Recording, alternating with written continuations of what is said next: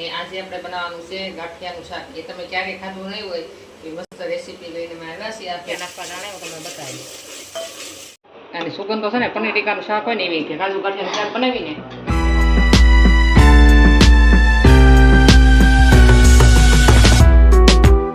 માતાજી જે બોલે ના થાય હર મહાદેવ. સ્વાગત છે તમારે તમારા નવા વ્લોગમાં. અત્યારે વાગી ગયા છે બપોરના 12:30.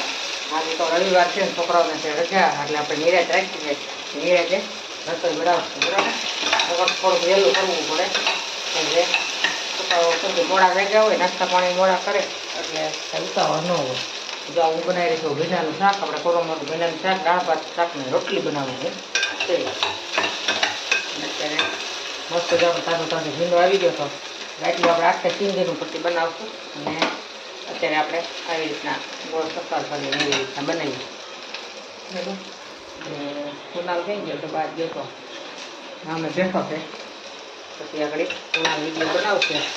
હમણાં બનાવતો નથી કેમ ત્યારે પાછું લેક્ચર ને એવું બધું હોય એટલા માટે. કુનાલ અહીંયા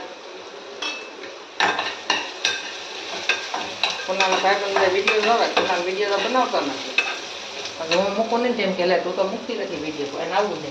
જય હો કુનાલ. જય ભોળાનાથ. જય ભોળાનાથ. જય માતાજી.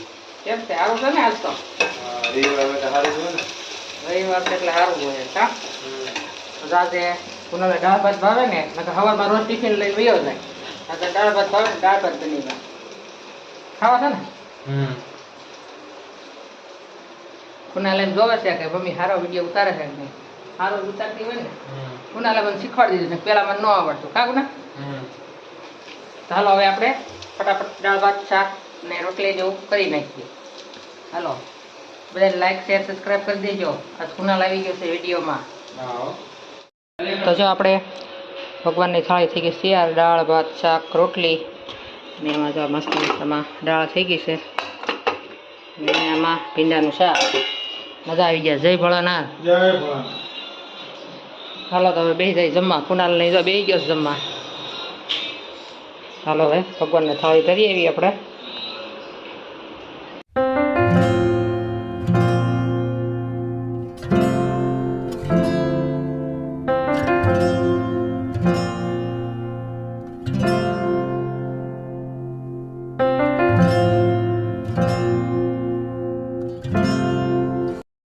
અત્યારે ધ્યાન આવી ગઈ છે રમવા.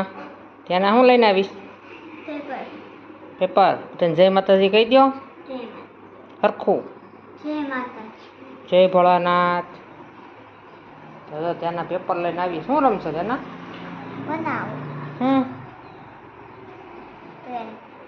ફૂલ બનાવી પ્લેન બનાવી એ તો કાતાથી થોડું બને ભાગી જાય છો.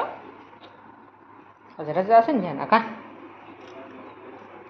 સ્કૂલે કેમ નથી ગઈ? આજ કાંઈ રજા નથી. બધા ગયા હતા તું જ નથી ગઈ. ધ્યાન હમણાં બર્થડે આવે કાજે ને. બર્થડે આવે છે ને. કેટલા વર્ષની થાય? કેટલા વાગ્યા નહીં કેટલી તારીખે? 31 તારીખે ધ્યાન બર્થડે કા સોમવારે. આવતા સોમવારે. અરે વાહ. કેક ને એવું લાવવાનું હે? બર્થડે ઉજવવાનો છે કે નહીં? આપેલું હે ઉજવવાનો. હું લાવવાનું? સાહેબ જોઈને વાત તો કઠરથી. કેક અને ફુગ્ગા અને તમારા માટે શું લાવવાના? એટલે આ તો ધ્યાન સામેથી ગિફ્ટ માંગે. હું લાવવા? આ મારે ક્યાં ગિફ્ટ દેવાની? તું ક્યાં મને ગિફ્ટ દેશો બર્થડેમાં? મારી બર્થડે આવે હમણાં. મને આપીશ ગિફ્ટ? હા. હું આપીશ? મને શું આપીશ તું? નવા બૂટ. લે તો હું તને નવા બૂટ દઈ દઈ. મારી પાસે બૂટ પડ્યા છે તું મારા પહેરી લેજે. વાહ. ત્યાં મારી લાગર બૂટ હતા આવે નથી. હે ધ્યાન અમારે કેવી સામેથી ગિફ્ટ માગે કાજે ને. તો આપણે ધ્યાન આજે બર્થડે ઉજવશે તો વિડીયો બનાવશું હા. નકર આજ બધા હેપી બર્થડે ધ્યાન કહી દેજો. બીજું હું કેટલા વર્ષની થાય? જો ભાગી વાગ્યા સાંજના 7 અને ઓસીદાનો જો વરસાદ શરૂ થઈ ગયો. જો જોરદાર. કાંઈ નહોતું મીરા. કેમ એટલો બધો પવન આવવા મળ્યો?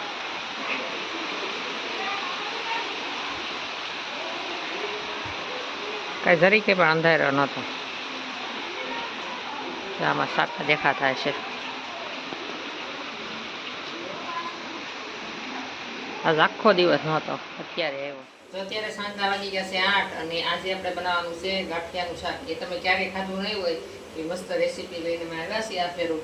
બરાબર. હવે અત્યારે તો અમે ટૂંકમાં બતાવી દઈશું, પણ આપણે આગળ ફરી એકવાર પાછો આખો વિડીયો બનાવશું. તો અત્યારે હું ભાખરી કરું છું. બરાબર. અને શાક બનાવવાનું છે. અત્યારે ગરમ ગરમ મેં પહેલાં ભાખરી કરી નાખું. અને શાક આપણે બનાવવાનું છે દૂધ ગાંઠિયા. એ ક્યારેય ખાતર પંજાબી શાક છે, પણ તમને થતું છે કે દૂધ ગાંઠિયા મેં પેલા વાત સાંભળી હતી તો તે આપણને એમ થોડુંક અલગ લાગતું હતું કે દૂધ ગાંઠિયા કે એનો કાંઈ એમ મેળ નહીં એમ દૂધ ગાંઠિયાનું શાક કેમ હોય. પણ એકવાર આપણે પ્રતિક ગામડે ગયો હતો ત્યારે કાંકિયા બનાવ્યું હતું દૂધ ગાંઠિયાનું શાક. એટલે એકવાર ટ્રાય કરશું કે ભાઈ આપણે કેવું બને છે. મેં તો નહોતું ટેસ્ટ કર્યું, પણ એણે કીધું હતું એટલે પ્રતિક કે એ બનાવી હતું મમ્મી કે આપણે એકનો એક ગાંઠિયાનું તો રોજ ખાતા જ હોય, આ કંઈક અલગ લાગે. તો આપણે એટલે પંજાબી શાક જેવું જ બને.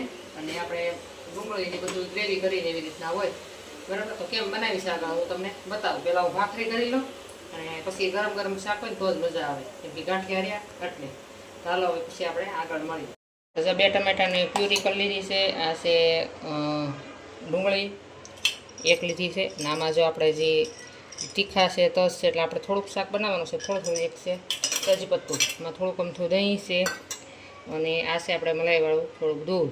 બરાબર. ને આ ગાંઠિયા ને આ મસાલા. ચાલો હવે આપણે તેલ નાખી દઈએ. ગેસ કરી દઈએ શરૂ. તો આપણે તેલ આવી ગયું છે અને આપણા મસાલા છે આમાં જીરું લેવાનું, રાઈ નથી લેવાની. બરાબર. અને મસાલા સતળી જાય પછી થોડી કમથી આપણે નાખીશું હિંગ. અને પછી આપણે આ ડુંગળી જે છે ગ્રેવી નાખી દેવાની.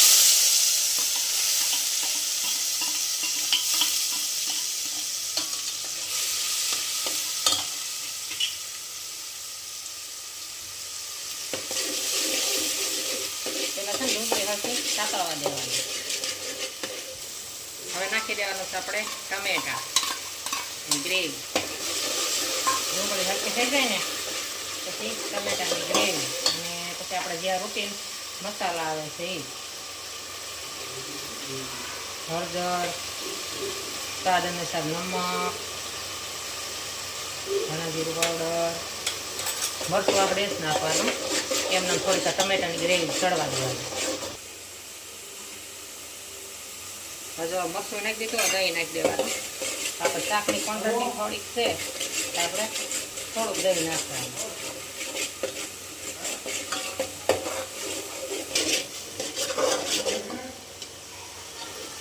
મસ્ત થઈ ગયું. બધા નાખી દેવાનું આપણે મલાઈવાળું દૂધ.